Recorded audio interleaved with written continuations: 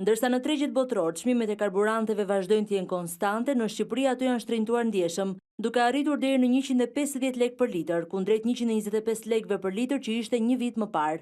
Javët e fundit vëret një rritje prej 5 deri në 10 lekë për litër si për naftën, ashtu edhe për benzinën. Aktualisht një litër nafti një cilësie të mirë në tregun vendas tregtohet me mbi 140 deri në 145 lekë, ndërkohë një litër benzinë shitet edhe më shtrenjtë, 148 lekë. Qytetarët, por edhe emigrantët, të cilët kalojnë pushimet në vend ankohen për këto çmime të larta, ndërkohë që edhe cilësia e karburanteve nuk është të niveleve të larta. Shumë shtrenjtë. Edhe nuk është cilësor si ato, nuk e justifikon çmimin fare. Çmimet e karburanteve.